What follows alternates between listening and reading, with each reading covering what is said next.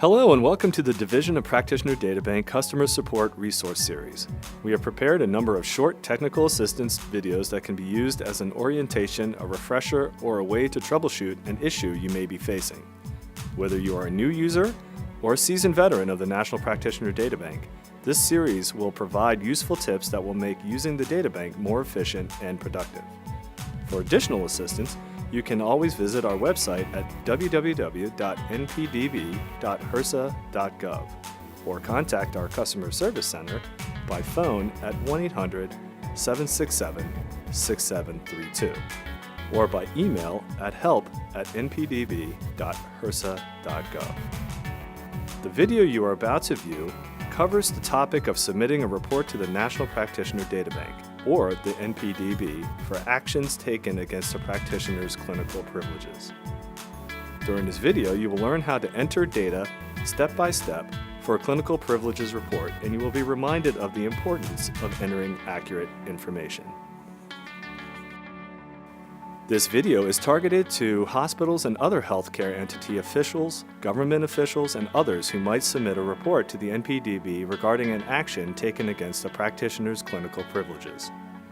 According to regulations found at 45 Code of Federal Regulations, Part 60, clinical privileges means the authorization by a healthcare entity to a healthcare practitioner for the provision of healthcare services, including privileges and membership on the medical staff.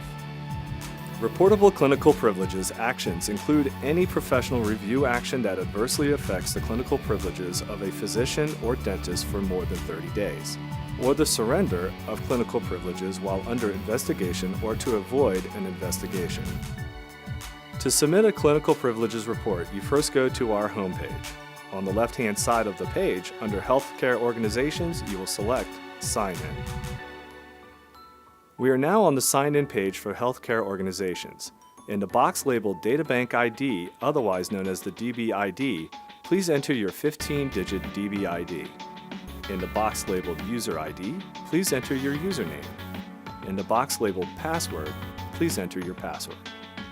In this example, we will enter 4297-000-107582 for Data Bank ID, ALMATAR1 for User ID, and your password, and select the Sign In button. Next, you will see the registration confirmation page. Review relevant information and select Continue. Select the Report button. On the Report Type screen, you will select whether you wish to start a new report, continue with a draft report that was started earlier, or modify an existing report. Once you choose which action you would like to complete, select Continue. In this case, you will focus on starting a new report. On the Identify the Subject screen, you will enter the practitioner's last name, first name, middle name, and suffix if applicable. After you have finished this step, you will select Continue. In this example, we enter Starnes as the last name and Rick as the first name, and select the Continue button. You will note that on the Select Action screen, you are automatically given limited options based on how your organization is registered. For example, a hospital will not automatically be given an option to submit a licensure action report. If the correct action type does not automatically appear, you would select the Show Additional Report Types link. In this example, you will select the Clinical Privileges button. We have now arrived at the report input form. You will notice there are 3 tabs. Tab number 1 is Subject Information, tab number 2 is Action Information, and tab number 3 is Certification. You will first enter information in the section marked Subject Information, ensuring the practitioner's last name, first name, middle name, and suffix is entered correctly. Next, select the appropriate gender, either male, female, or unknown, and enter the birth date in the form of a 2-digit month, 2-digit day, and 4-digit year. In this section, you will also select the appropriate answer as to whether or not the subject is deceased. When entering practitioner information, please take care to enter names accurately. Note that you can also input additional names for report subjects. Enter as many additional names as you have available, as this information will ensure entities querying on the subject receive all relevant reports. In this example, we will select Add Another Name Used in order to enter Richard as the first name and Starnes as the last name, as our practitioner sometimes goes by different names professionally. Here we select the appropriate gender and then enter the practitioner's birth date. In this example, the practitioner is a male, so we select the male radio button, and we will enter a birth date of 08-13-1967. There are instances when the subject of a report dies between when the action is taken and the report is submitted. The reporter will indicate that the subject is deceased on the report. It is not the reporter's responsibility to revise a report at a later time when a subject of a report dies. Here we will select No, indicating the subject is not deceased to the best of our knowledge. Next, you will scroll down the page and enter the practitioner's home address or address of record. In this example, we are entering 250 Maple Street, Springfield, MA 01105.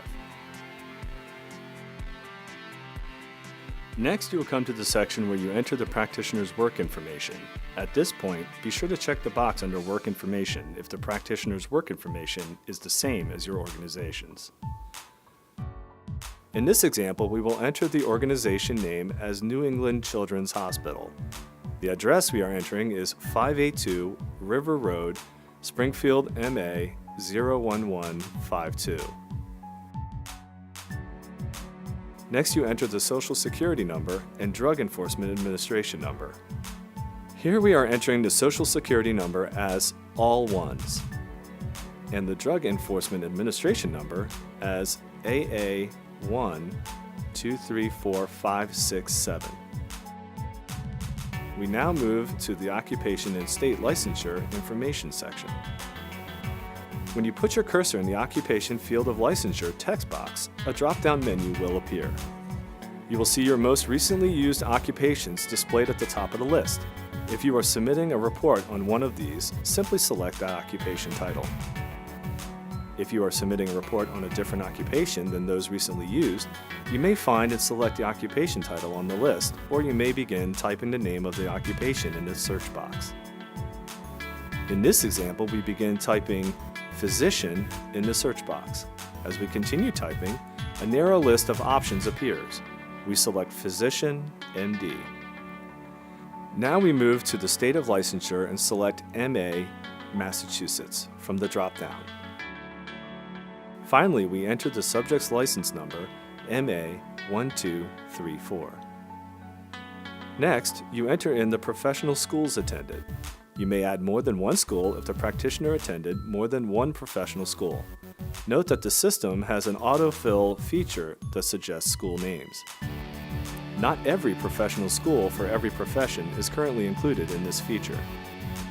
In this example, we begin entering the school name and select Pacific Medical School, and then enter the year of graduation as a 4-digit year, in this case, 1992. Here, in the healthcare entities with which the subject is affiliated or associated section, you will enter information about entities you know the practitioner is affiliated with. Please enter in the name of the healthcare entity as well as the address of the entity, and be sure to select from the drop-down list the relationship that the practitioner has with the entity. In this example, we are entering Hunter Orthopedic Associates in the name of affiliated associated healthcare entity field, and the address is 324 Ranger Ave, Palmer, Massachusetts 01069. From the drop-down list titled, How is the subject of this report related to the affiliated entity, we select Holder of Clinical Privileges. You will note that this form provides an opportunity to update information in your subject database if you have one. Select the Continue to Action Information button, or if you wish to save the information in draft form, select the Store as a Draft button and return later. In this instance, we will select the Continue to Action Information button. Selecting the Continue to Action Information button will take you to the tab labeled To Action Information. In the Adverse Action Classification Code section, reporters must select all applicable action classification codes. The system allows up to 5. If the healthcare entity's actions cover more than 5 classification codes, those should be noted in the narrative, which we will discuss later. In this example, we will select Revocation of Clinical Privileges, and then scroll to enter a basis for action. When you put your cursor in the Basis for Action text box, a drop-down menu will appear. You may then scroll through the options and select the most appropriate options, or you may begin typing keywords, which will narrow the options available. In this example, we will select Substandard or Inadequate Care. You may add up to 5 reasons for your entity's action. They may be added by selecting Add Basis for Action. In this example, we will also select Substandard or Inadequate Skill Level. After selecting the basis for action, scroll down to add additional adverse action information. In this section, you should enter the date on which the action was taken and the date the action became effective. So, if your organization suspended a practitioner's clinical privileges on January 25, 2013, and the action became effective the same day, both fields should have the same date. If the action became effective on a different date, then the date action became effective field should reflect the date on which the action in fact was effective. Also indicate whether the action is to be permanent, indefinite unspecified, or will last for a specific period. In this example, we are entering 11252014 for the date action was taken, and for date action became effective. We are choosing permanent for the length of action.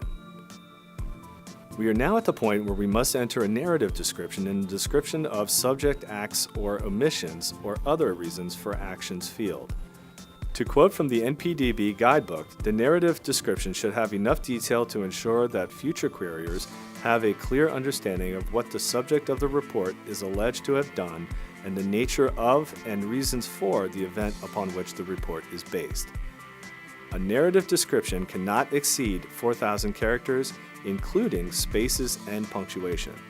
There can be no reference to URLs or external websites in the narrative, nor may proper names be used or information that could identify patients, staff members, or others aside from information which identifies the subject of the report. We will now enter our narrative example. Dr. Starnes was subject to renewal of his clinical privileges. Periodically, the hospital looks at a random selection of recent patient outcomes over the preceding 5 years. Peer reviewers discovered a high complication rate as compared to other physicians in the Department of General Surgery. Upon further review by the Medical Executive Committee, or MEC, along with expert peer reviewers, it was decided by the MEC that Dr. Starnes posed a threat to patient health and welfare and that his privileges should be revoked. Dr. Starnes was provided with the opportunity for a hearing, a right which he declined to exercise.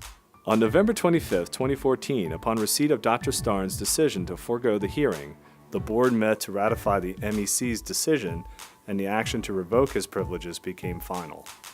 You may select the spell check button to check the spelling of the narrative you have entered. Before you leave this tab, you will have the option of using identifiers as references which are unique to your own entity. These optional fields include Entity Internal Report Reference and Customer Use. In this example, you will leave these fields blank. To move to the final tab, select the Continue to Certification button.